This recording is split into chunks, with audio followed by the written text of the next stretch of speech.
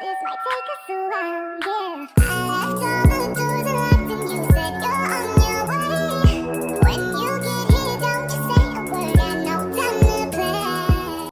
Hi everyone. I honestly usually only pull out this microphone when I feel like I have something really important to say. And I kind of do, but I don't think everyone's going to agree. I'm going to actually move my setup to the kitchen cuz I'm also cooking right now. And probably should have done that prior to pressing record. But hi, I'm Jasmine. If you haven't watched my channel before, we are kind of unorganized, but I honestly think it's mostly just the channel that I put this content on is supposed to be like a sorry is supposed to be like a diary of my life type channel, so it's not supposed to be super organized and put together, but also that's just not my vibe per se. I honestly now I feel like I should now I feel like I should move to this other dining table, this other room. It has like a better background. Well, the comments I'm going to make are going to be short and sweet regardless. Oh, I'm stuck. Help. Help, guys.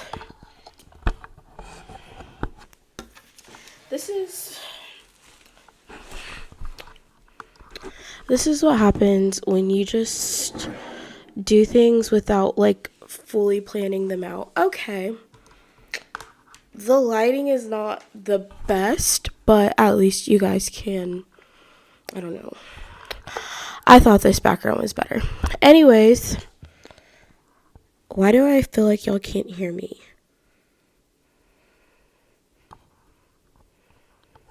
Hello. Okay. So if you're watching this, skip to the 2 minutes, I hope, is when I'm going to start talking. So I've been watching a couple of different creators. Well, I found this one YouTube channel and she basically does like deep dives into like random influencers she finds online and makes all of these like abstract viewpoints on their lives and basically points out a larger societal issue using these people. And I find her content interesting, but also kind of, I don't want to say weird, but basically, whilst doing her deep dive, she's often inferring or assuming a lot of things about the individuals that it's just like it does come off very judgmental. It can come off very judgmental. And so there is this video I came across. I feel like if I say the title, it's going to give it away. And I'm like, ugh. I don't want to name names because I'm not trying to like hate on people at all. But I also feel like I should just say it because it is relevant. Basically, she was doing like a series on serial dating,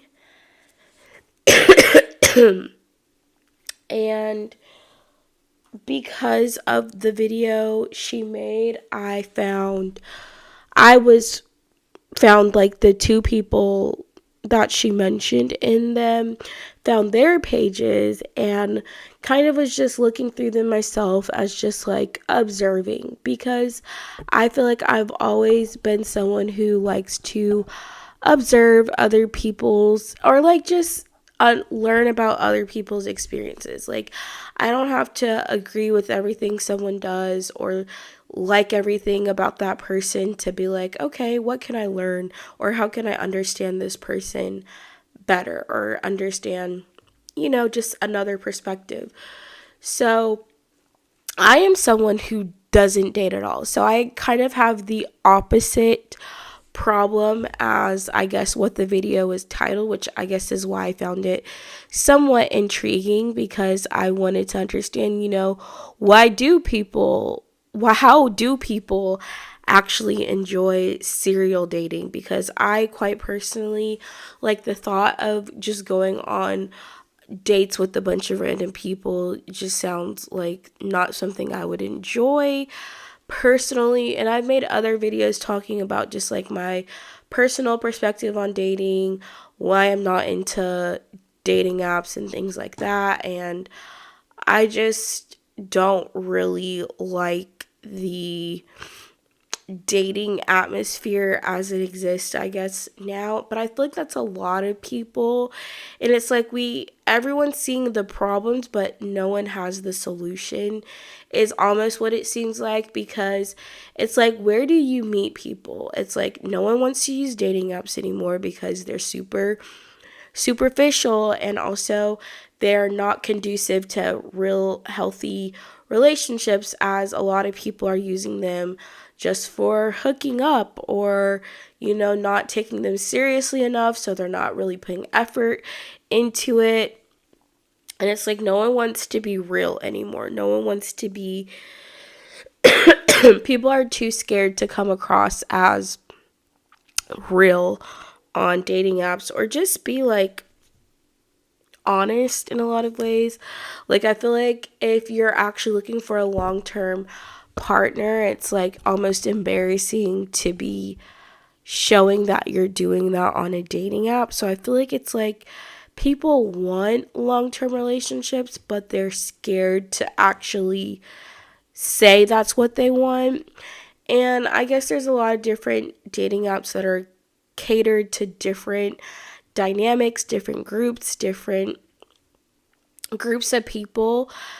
But I would say overall, I feel like what makes dating apps unenjoyable for me is the lack of like connections you're actually maybe able to make with people. It's like, yes, you might swipe right on a bunch of people or get a lot of matches, but it's like you're not truly connecting with those people. And it's like people aren't actually having good conversations. And a couple of years ago, I had this idea for a dating app. I might have shared it, but I feel like there's apps that have come close to what my idea was, and I shared it with my friend. We actually were kind of in the process of looking for investors and everything else for it, because everyone I told my idea about this app was like, this is like a really good app. I was like, thanks. But basically, the dating app that I was trying to pitch basically was, it targeted all of the problems that I saw in modern dating apps, where I feel like it's very superficial. You're not connecting with people on, real values or emotional things, finding like common interests, common shared values, whatever. And so the idea I had for an app was basically like you were forced to connect with people prior to actually seeing that profile. So it's kind of like you start with the conversations versus starting with, seeing that person's profile. Sorry guys, I'm still getting over whatever has been happening. Oh, my pizza's done. We're gonna pause and I'm gonna come back. Okay, we're back. I'm gonna try to keep this short because I have a tendency to yap.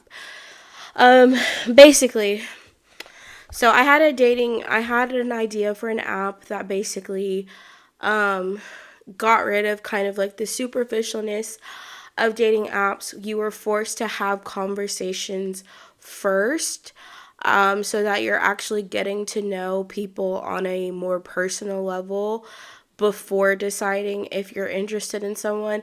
Kind of think of it like a speed dating, but with an app version. So you're doing these quick chats with people to see who you have most interested in. And it honestly, the way I kind of had conceptualized the app, it honestly made people more likely to actually use it frequently, because it's like you have to be on the app in order to interact with people. I feel like that's like another problem. I know like other apps have like some interactive features now, but without giving too much away, I feel like the idea I had for an app was like the dating app, like in my opinion, the best dating app for people who don't want a superficial connection and who are actually interested in long-term dating, because I feel like there's all these niches of dating apps where it's always focused on like superficial things. Or I shouldn't say superficial, but it's superficial aspects. You have dating apps for only black people, dating apps for only gay people, dating apps for only, it's like the niche apps are basically just like if you're looking for a specific type of person, as far as like looks wise, I suppose. But I feel like the real issue, I feel like, is that a lot of these apps are just not set up in a way that people are able to make good connections. And the app that I had in mind, pretty much it was like you had to make connections, but it also made it easy for people to make these connections because there was a lot of like added things within the app. I'm not going to give y'all my whole idea because I might still make it, but it was just a really, really good idea for an app that I feel like would change the dating game. Because I feel like like I said, the larger issue I feel like is that we live in a very tech savvy online age of the internet world, where it's like we have access to so many things, but at the same time people feel more lonely than ever. And I feel like part of it is because it's like you can connect with people online, but there's nothing that is better than connecting with people in person, right? Like, talking to my friend on the phone is great and all, but actually hanging out with someone in person is how it's like you actually it feels more like real, basically. And I think it's like we truly, as human beings, all pretty much desire the same things, I would say, which is to love and be loved, ultimately, I feel like is number one. Now, I could, excuse me, I could go into more detail on that aspect in another video, but most people just want to love and be loved, have a good connections, have a healthy family. I really feel like what people call the American dream is really just people want to be able to enjoy their life with their loved ones, not have to stress about, financial things, have a family, have a support system, have like all of these things. I feel like ultimately humans desire connections. Like that's always going to be true. I could get deeper into that from a Christian perspective. That understanding is what makes understanding the Bible and God more meaningful. But for someone who's not a Christian, I am not going to go deep into that. But it's like we all have a desire to be loved ultimately. And I feel like people look for love typically through relationships. They're looking for romantic relationships to feel loved. And I feel like the first example of love most people have in their lives is their parents, is their family. And I feel like when you think about that, so sorry guys. I should probably mute myself when I start coughing. Okay, I'll press that button next time. Basically, when you understand that the first example of love most people have is with their immediate family, it teaches us why a lot of people do have so many issues. Because if the first example of love you get is one that is traumatic or is full of painful experiences, that's what is your normal. And what we often learn in psychology, because a lot of people forget that's what I studied in college, is a lot of people try to heal their childhood trauma through their romantic relationships.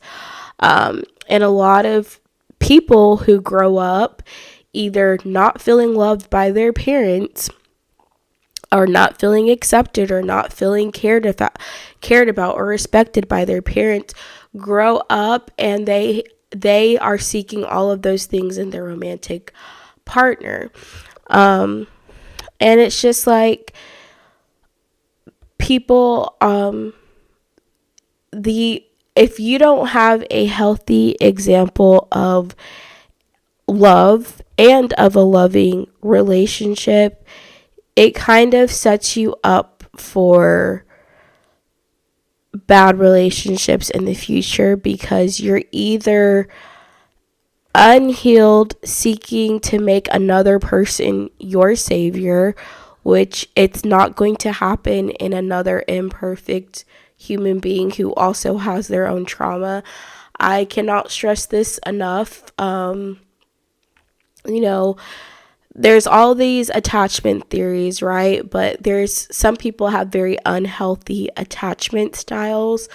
And those the unhealthier attachment styles, I honestly think, even with me saying all of this, it's just like, even if someone has an attachment style that's not healthy, it doesn't mean they're not able to find a relationship that can satisfy it. It's just someone with it's often you're going to be linked to someone who also has an unhealthy attachment style, is what I would say. And it's just like, you often attract what you are. Toxic people attract other toxic people. And I also think when people go through traumatic relationship experiences, it often leads to a cycle of, I'm like, how do I say this? Okay, let me go back a little bit to the beginning, because I did not clearly state where I was coming from. So I watched that video about serial dating. Like I said, I'm a yapper. I get off topic all of the freaking time. But I watched that video, found the original people the girl was talking about, and after further finding one of these women, she has a YouTube channel where she basically talks about and shares her dating experiences. And she talked about a relationship that she had. There, I fixed it. A relationship she had that was super traumatic for her. And I honestly think this is for me. I learn from other people's experiences. Like, I would never tell someone you not to have high standards or not to expect to be treated with respect in relationship. I feel like some of the things that are should be like just the bare minimum you want from your partner, but some of the things that I hear that women just accept and tolerate in their relationships, I'm personally just like I could never. And I feel like the thing about it is, if you are going to be someone with high standards, you can't be scared to be single. And I think that is the level of I'm okay with being single I have, because I'm not willing to settle. And then it's just like listening to other women share the experiences they have with dating, and I'm like, some of these men are trash. Why were you dating them to begin with? Like, why did I personally have such a hard time understanding, because I'm just like, why would you do that? Like, why would you tolerate a person treating you that way? Or like, why wouldn't you have left after that specific thing? It's like, I guess for me, from the outside looking in, I sometimes struggle understanding why people stay, but I also think the reason is often because I feel like I can't give the real answer. I mean, I could give the sugar coated answer, or I could give the deep response, but I honestly don't want to give either right now. I definitely think just people's desires for a relationship often overshadow their respect for themselves in some ways. Like, people are so scared of being single, or they make their partner their entire identity and they can't see their life without them, or they get so attached to that relationship they saw this person as being their future spouse, their husband, their all of those things. And it's just like, I notice these patterns, the patterns that of women getting into relationships with men, making that men their entire life almost, basically. And I feel like this is why, for me, it's always like, if that man is not your husband, you shouldn't be doing anything above and beyond, you know? I honestly feel like this is why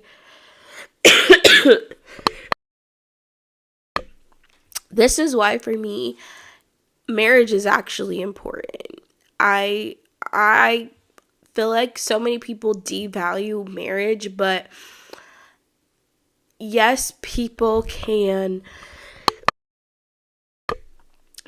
break their vows, right? Like, people can make a commitment and break their vows, right? But you have at least a reason to fully put your trust in your partner when you are married to them and have that commitment of being with that person for the rest of your life, versus you're just in a relationship with this person long term for years. You spent years of your life thinking this person was going to be your everything, and then you break up and you've done all of these things, you've changed all of yourself. It's just like, you can't stop treating boyfriends like they're your husbands. Is honestly the best way to say it. If he's not your husband, don't treat him like he's your husband. I honestly feel like if you are a woman that desires marriage, you should not be playing house with a man that is not your husband. I mean that both figuratively and I'm blanking on what the other word. Figuratively and actually, like, if that man is not your husband, stop acting like he's your husband. Like, until you have that commitment from that man, you should not be making that person, you are giving, a lot of women give men this space, because I do think, like, women love hard. You know, that's something beautiful about our nature, is like women are nurturing. When you care about someone and truly cherish someone, a woman wants to give that person your everything. But too many women keep giving their all and their everything to the wrong men. And that's why I'm just like, if he is not your husband, if y'all are not engaged, at least, I mean, and there's studies that prove this. Like, I always have I would say,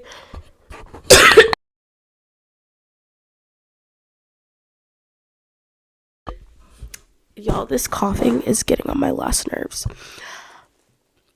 I always have a perspective that is biblical for what I believe and why it's the best. But I always feel like the Bible is truth, and it's always proven why it's the best by science later.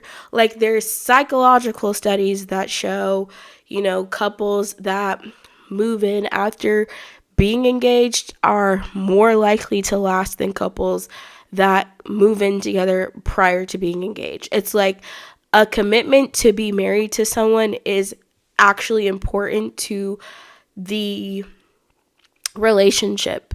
I think it's like there's just so much, and I think it's obviously we've normalized a lot of things. We've normalized hookup culture. We've normalized, people having children out of wedlock, being a single mom, being a single parent, hooking up with random people. It's just like we've normalized a lot of things that are counterproductive to people actually having healthy, long-lasting relationships. And then people are wondering why they're struggling to have healthy, long-lasting relationships. I don't know. But basically, the advice I would give to women is stop. If that man's not your husband, stop acting like he is. I also feel like you should not give space for a man as like they're your husband if they're not your husband. And I feel like it's so important to recognize that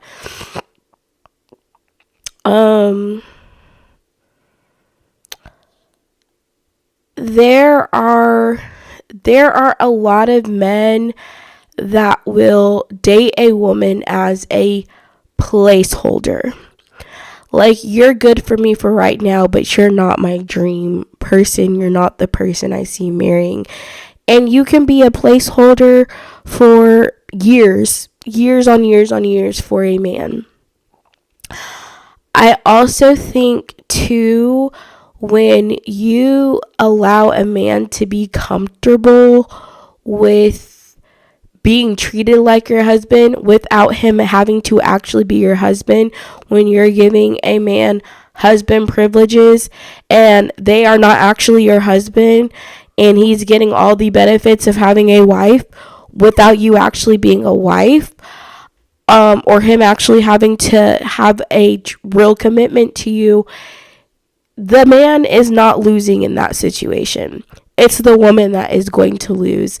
I feel like marriage, and I feel like even there's some men that will say this, like, marriage benefits women more than it benefits men, although psychologically the studies show that married men actually have far more benefits from marriage in the long term, such as living longer.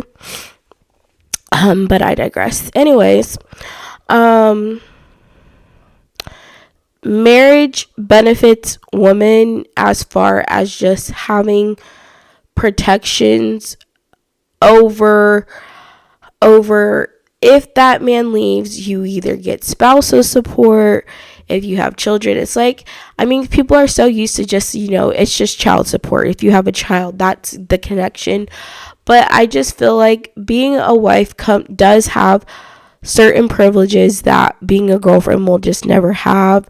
You have more legal rights to things than if you are a girlfriend. And there's other situations you hear about where, you know, someone who was a longtime girlfriend of someone, they had kids, the person passed away, and they realize they have no legal right to a lot of the assets, a lot of the accounts, you know, if their name wasn't also on the account, that a lot of the responsibility goes to the mom.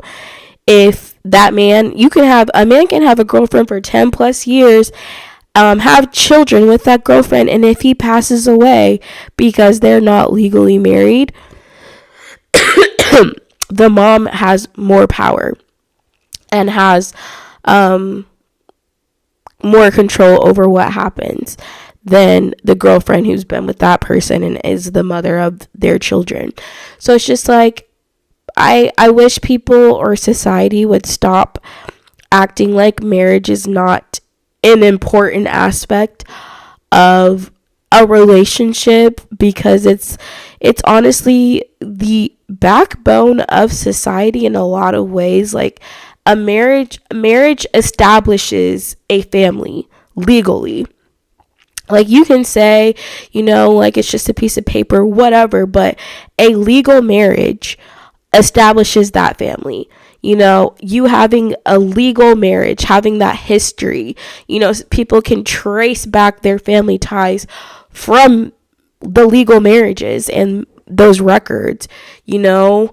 I don't know. I just don't understand why people downplay the importance of marriage, because I do think it's an important part of society. It's an important part of the structure of our actual entire society, and that getting broken down is actually what is leading to a lot of the problems that exist in the world.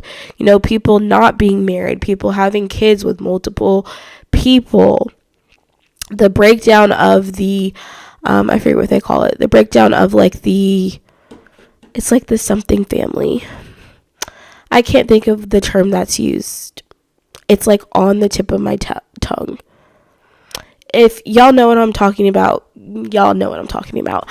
But basically, the breakdown of the nuclear family, that's what it was, of that dismantles a lot of other aspects of society that people don't realize like that actually breaks down a lot of other things that our society actually, it's like we actually need marriage for people to be productive. A lot of people were like, the thing that kept people working or pushing or keeps people employed was often having a family to take care of. What kept people motivated to go to work, get a job, you know, what keeps the economy going. It's like there's so many things that our economy is structured around the nuclear family in a lot of ways. And I guess people can like disagree with the nuclear family being an important aspect. Whatever, like, you can have a different opinion. You can say, well, we don't need that, XYZ, but that is actually an important part of how our economy is structured. And the family unit in general, you know, having certain events be for families, having certain things, like we have holidays that are meant for families to spend with each other. It's like the importance of family is actually very important. And I feel like there's some people that are trying to diminish the importance of your family, but as I even stated earlier, it's like your family is the first example of love that you learn in a lot of ways. And it's like when people don't have a healthy family structure, it actually leads to other issues in that person's life often. It's like when people lack a nuclear family, it causes problems for them. There's studies that show that, a dad not being present in the home, like children do worse in a lot of ways. I'm not going to say that someone not having the father means that they're automatically doomed in life and that they can't accomplish anything, because that's not true. But, there's a piece, like, it is important for people to have a relationship with their biological parents, know who they are. And I feel like some of the issues people who are adopted or who are in foster care face is having, bad relationships with their biological parents, or, someone who's adopted has parents, but they could also still have a strained relationship because of their biological parents not being in their life, or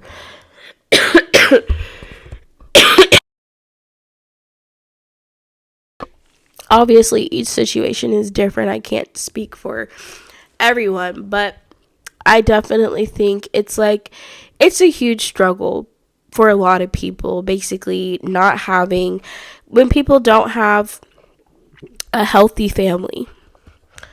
It's like one of the biggest blessings I feel like you could have in this life is a stable home.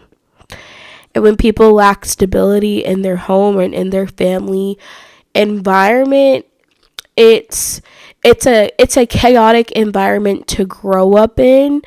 And it's just like the reason that we have all of the chaotic environments that children are being raised in, by the way, is because of all of the problems I've mentioned before. People not valuing marriage, people not valuing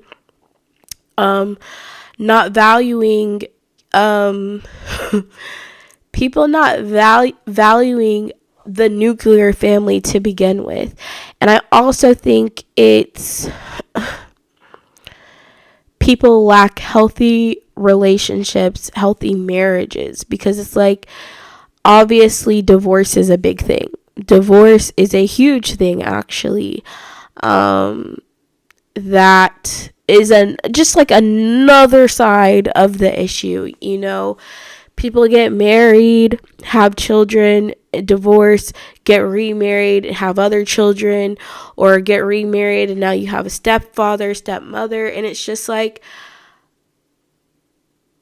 it's obvious we don't live in a perfect world. Like, we don't live in a perfect world at all. Our world is full of a lot of just unfortunate circumstances that a lot of people have to grow up in, are raised in.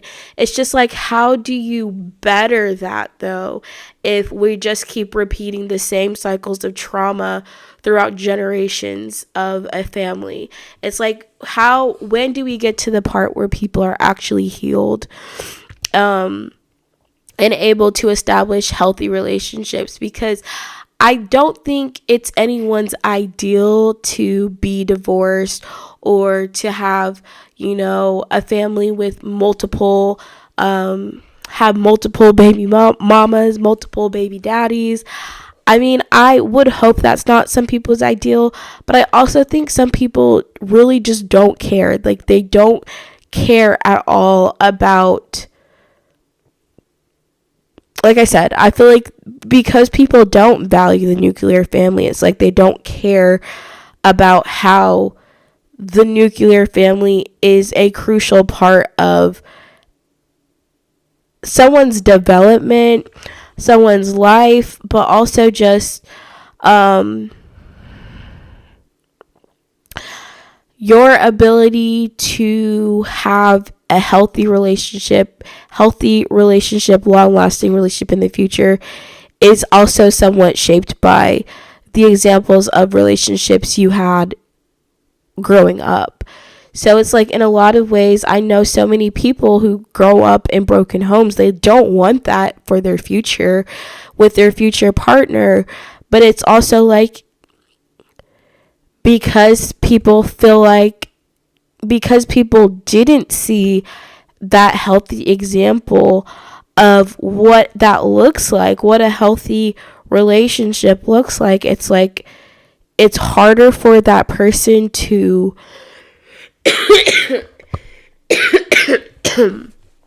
I don't know. Honestly, I've always found, I feel like the cause of divorce, in my opinion, is just one person being selfish. I honestly don't know.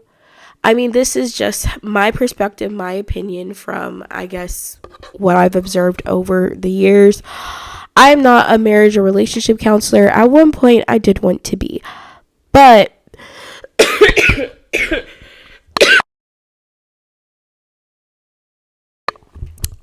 what I would hone it down to, which is obviously not, like, I'm not going to say this is a one size fits all.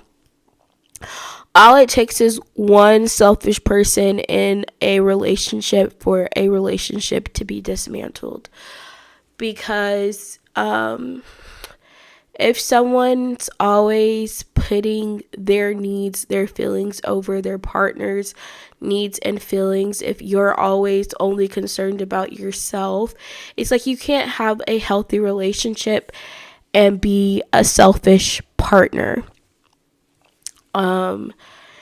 And what I conceptualize as a healthy relationship is both partners putting their partner's needs over their own. Like, if I'm putting your needs over my own and you're putting my needs over your own, both of our needs should be met in the relationship. So it's just like, you have to both be selfless. You can't be selfish. You can't say, well, my needs need to be met, but I'm not going to meet your needs. You guys see what I'm saying? Like, that's what I have always conceptualized as a healthy relationship, is you have to prioritize the needs of your partner, but as long as your partner is also prioritizing your needs, it's like both of your needs should be met. It's when you have someone that is selfish and self-serving and they only care about their needs being met and not their partner, is, in my opinion, why a lot of relationships end up failing. It's just like you certainly can't have two selfish people in a relationship. I mean, maybe, I don't know. I don't see how that works, but it just takes one selfish person, though, I believe, for a relationship to crumble. It is selfishness that leads to infidelity. It's selfishness that leads to a lot of other problems in a relationship. It's just like you can't be selfish and be in a relationship, period. It's like selfishness is the root cause of a lot of actual issues with any type of relationship.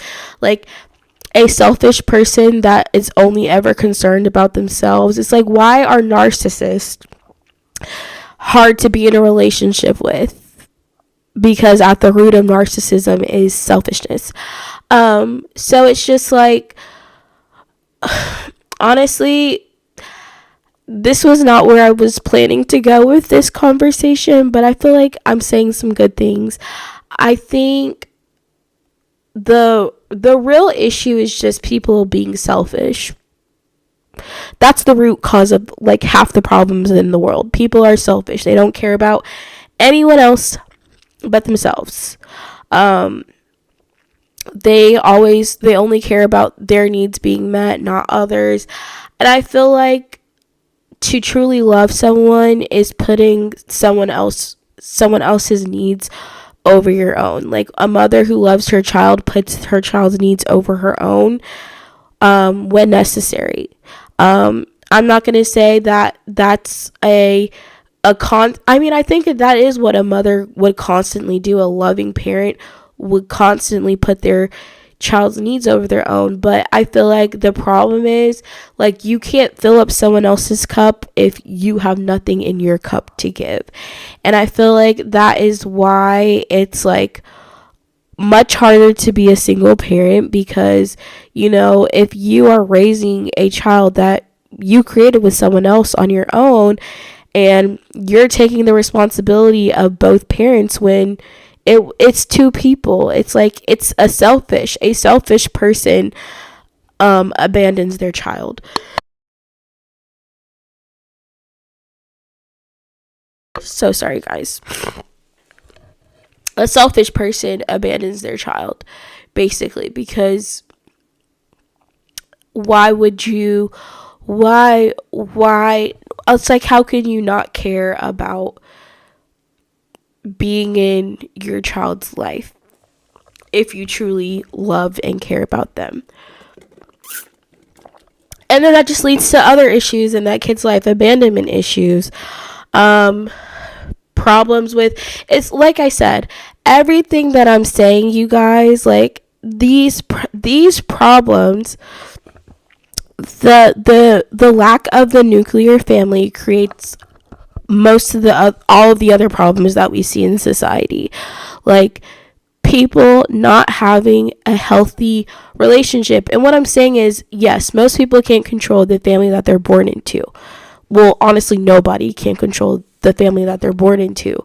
Like, if you were born into a family and your parents got divorced, you didn't have control over that. Like, you can't control the choices that your family makes, but I feel like we have to break that cycle. Like, someone has to break that cycle. You can't just continue a cycle of broken homes and broken families and all of these things. It's like, at some point we have to say, like, look, the environment I was raised in was not healthy, and I don't want to raise my family this way. I want my family to have like this and this, and like, it's like people know the ideal, but they're not actually doing things that are conducive to that ideal, because it's just like, if you're participating in hookup culture and you get someone pregnant, now you have a child out of wedlock. And because you hooked up with that person and you weren't actually truly committed to that person and didn't actually want to be with that person long term, it's like there's no relationship with that person, but you still want to be there for your child. So, oh, I guess I'll just pay child support. But now that's another child growing up without their father in the home. It's just like, hookup culture is not going to lead to a healthy family. What else? It's just like there's all of these things that are normalized in our society that, like I said, that are counterproductive to people actually having healthy relationships. And then you wonder why all of the problems exist in the world that they do. So basically, what I guess I just want to promote or encourage people to think about those things so that they can be a solution and not part of the problem. Like, why do we have to break these generational curses, these generational cycles of broken homes and broken families, and of children growing up in homes without both of their parents? And it's like, yes, we can't control someone being a crappy person to you. You really can't control that. It's like, but what I'm saying is, the way there's choices that you can make that will minimize that being an issue. And one of the main things is I was talking about this with I was mentioning this in another video, but people like to pretend like it's not a real thing. It's like abstinence. Abstinence till marriage is literally the best choice you can make to protect yourself, protect your future children, and also guarantee you're not going to have children with someone you're not married to. I feel like it also mitigates how much relationship trauma you'll have in the future, because a lot of people's trauma from the relationship comes from sleeping with that partner, which I've kind of talked about in other videos. It's like sex, the purpose of sex is to bond people together. The purpose of sex is actually marriage. that is something that I will have to explain further. But sex is actually intended for the purpose of marriage. And so when you are having sex with someone, you're actually creating a marriage bond to that person. And that is biblically true. Scientifically, they're finding a lot more stuff about that. But yeah, like, sex is very, very, very, very creates a lot of the problems. Like, when you have sex with someone, you're creating an attachment to that person. Whether you think you are or not, you're creating a lifelong attachment to that person. And that's part of the problem too. It's like, the more people you sleep with, the harder it is going to be for you to the harder it's going to be for you to create and have a healthy relationship in the future, because it's almost like you're loosening what was meant to be the glue for your relationship. And so it's not sticking as much. It's like, when sex becomes meaningless or casual, it stops serving the purpose that it was meant to, which is to bond two people together for the purpose of marriage. That's a biblical perspective that, like I said, I would have to get into in another video. But basically, it's like, when you are sleeping with people, you're creating an attachment that God intended for people who were married, but you're not actually married to that person, but you're still creating the attachment to that person. And so now it's like, you have all of these attachments to people you've created, and that just also creates problems with future relationships, because God didn't intend for sex to be used casually. Like, God didn't design sex for people to be sleeping with multiple people all the time. That's not what it was designed for. That's how people use it now, but that's not what it was intended for. Also, the fact that sex creates literally life. It creates new lives. It's what keeps the world going around. It's what keeps humans existing on the planet. Like, sex is literally how every person on the planet comes to exist. So it's like, how do we pretend sex is meaningless, but it's also what keeps literally everyone on the planet existing? Like, you exist because people had sex. I don't know. I just don't understand how people take that so casually and so lightly and act like it's meaningless. Personally, I don't understand that. I'm going to end right here, because otherwise I'm going to just keep yapping. But hopefully I said something insightful that made you think. I don't know. I really just share my thoughts on things because, I don't know, I think maybe other people will find it interesting.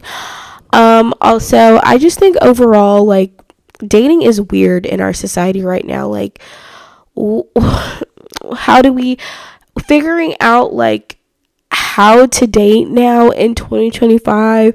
I also feel like me being as a Christian is like a whole other layer of like dating that is just like weird. I don't know. Excuse me. But yeah, that's all I have to say, guys.